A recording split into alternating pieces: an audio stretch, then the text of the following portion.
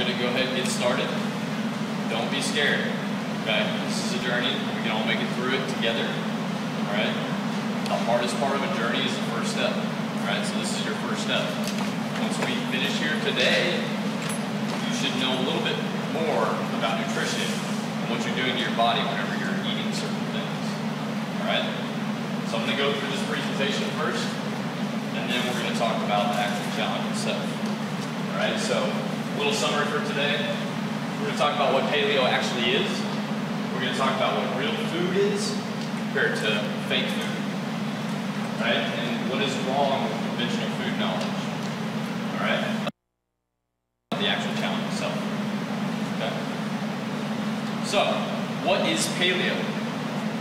The founder of Crossfit, Greg says that paleo is eating meat and vegetables, nuts and seeds, some fruit, little starch, and no sugar. He intakes the levels that will support exercise, but not body fat. Okay? That's a mouthful, right? What does that mean? It just basically means that we're using food as energy to fuel what we're doing in here and recover properly and live a healthier life. Okay? Supporting exercise. So you're thinking to yourself, what do I need to support exercise?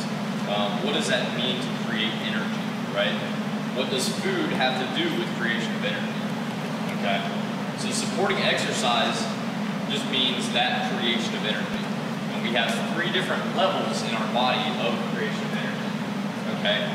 For the first 10 seconds of your workout, whenever you start a workout, 3, 2, 1, go, your body is converting glucose into ATP. Okay?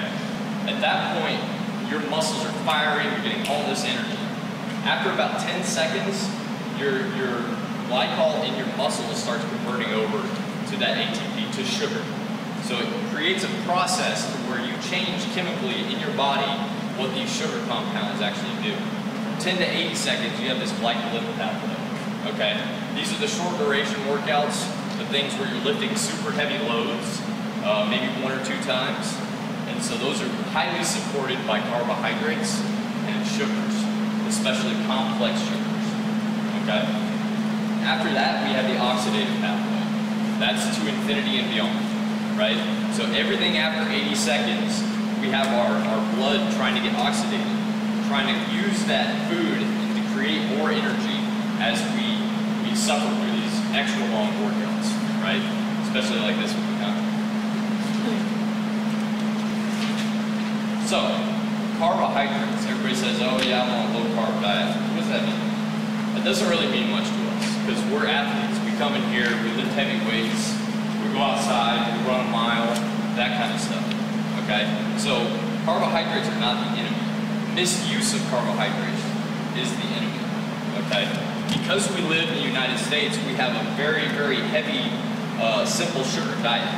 And simple sugars are basically like your chocolate bars, your Diet Cokes, your regular Cokes, those kind of things, okay? So we want to stay away from those simple sugars. We want to stick to the complex sugars, which are the starchy, the unrefined sugars, like honey, things like that, apples, fruits, those kind of things, sweet potatoes. Those are your complex carbohydrates, okay? So those are the kinds that we want to stick to because they break down over longer periods of time. So over the afternoon, you're getting these short bursts of energy, which is real nice from like a sweet potato or something, okay? Whereas if you eat a chocolate bar, you know immediately 30 minutes later, you're gonna crash. You're gonna have a sugar crash, right? What happens whenever we get that sugar, that simple carbohydrate in our body, is our insulin level spikes to a really high level, okay? So we get that insulin spike, and our body freaks out and says, oh my gosh, I gotta store all this stuff because I don't know what to do with it because we're not working out right now. We're at rest, okay? Store it away. So the insulin takes that carbohydrate and stores it away in your fat cells, okay? So whenever you eat those sugars, when you're not doing anything, you're sitting there at your computer desk at work, or you're about to go to sleep in the evening, right before bed, you decide, yeah, maybe I'll have a scoop of ice cream, you know? What does that do?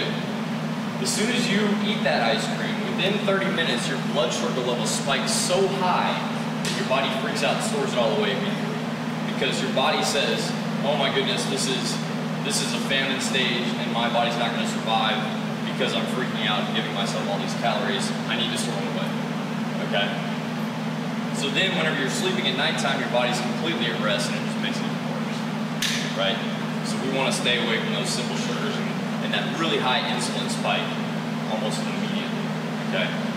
Those are the kinds of things that we stay away from because we want the lower glycemic index foods, which is fruits, okay, vegetables, relative to sugars, refined sugars. All right. So what else do carbs do? They create energy. All right. They're also for storage. So you can store some of those away, some of those complex carbs away, and they're not going to be stored as fat for forever because your body will recruit them later whenever you're actually completing a workout. Okay. It'll turn it into ATP like we discussed before with the creation of energy. Okay? So whenever you start a workout, your body's going to burn those carbohydrates real fast. And as soon as you stop the workout, your body's going to start converting over to using some of your fat tissue and burning that away. Okay? So as soon as we finish a workout, we want to try to get some kind of a protein and some kind of a carb because the carb will replenish our energy source. Okay? So we continue to burn those fat cells over a longer period of time after the workout.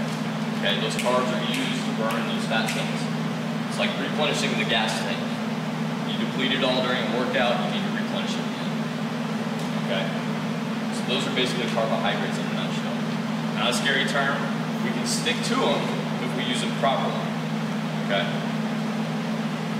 Next source of protein is, or next source of real food is protein. All right, this is our second macro. All right, what do proteins do? The enzymes in the proteins are used for stomach digestion. Most of our problems arise from our gut, from our intestinal tract, because that's where your immune system is, that's where all of your nutrients are absorbed into your body, into your bloodstream, okay? Through there, through the stomach, especially so through the intestinal tract. That's what protects you from some of the bad things that can get to your system. We'll talk about that here in a little bit with some of the unconventional food knowledge that you've been taught over the years. All right, so enzymes, stomach digestion, protein is very, very good for that. So we need lots of protein, lots of red meat, so we can keep that digestion flowing. All right, you're thinking, well, that's kind of contrary to popular belief. Red meat gets stuck in your colon, doesn't it? It's not true. We'll talk about that here. Also, protein is used for amino acids, muscle growth. Okay, so when we think about getting big and strong, people taking creatine, people taking whey proteins before and after workouts. There is some science behind that. Your amino acids are being created from these drinks, from these external sources, these supplements, and you're actually building more muscle as you tear them apart. So whenever you rip cells and you tear cells apart, the muscles get torn. That's why you're really, really sore. Okay, so what happens after that is your blood sends a whole bunch of amino acids to cholesterol to repair those muscles. All right? Important source of protein. Our most beneficial source of protein is from grass-fed beef. Grass-fed bison, if you can do that, the leaner the better. So any kind of wild game, antelope, kangaroo, those kind of odd meats that you'll find in places like Whole Foods and Sprouts. Those are the kind of meats that we like to stick to. Real lean, natural stuff that grows out in the wild, that are not farm raised, that aren't fed a whole bunch of grains, that kind of stuff, okay? And then we also have an order of importance of meat, of protein, okay? So our most important source is beef, because we get all the essential 10 amino acids that we need to build muscle from beef, okay?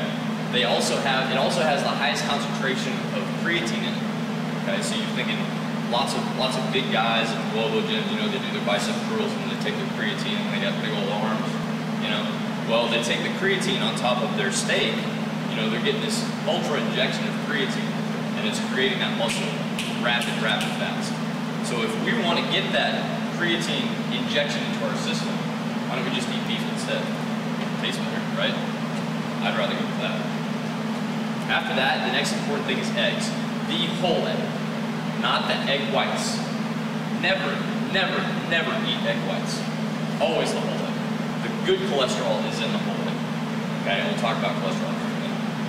All right, after that you've got fish. Fish is good. People are like, hey, I get my omega-3s from fish. Well, not really. You can eat probably 5 to 6 pounds of fish a week, and you may be getting enough omega-3s, which is why we supplement fish oil, which is probably one of the only supplements that I recommend. We'll talk about fish oil here later too. Fish is good source of protein. It's not the best. It's not the worst. Okay. After that, we've got lean pork. Okay, your uncured bacons, your things like your butterfly pork chops, that kind of stuff. Things that are lean cut, grass fed, especially so grass fed with pork, just because pork is already a fatty meat anyways. So we do want those saturated fats from the pork, but we'd rather them be lean and from grass-fed sources. Okay? We'll take a coffee break here in a minute, guys, all right?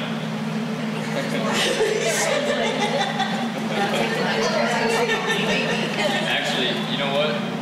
Let's break for 5 minutes. Because apparently there's a baby here, and there's coffee. We'll reconvene. It's going to be a hard 5-minute break, okay, guys? So grab some coffee real quick if you can. We're going to get right back into it. Work.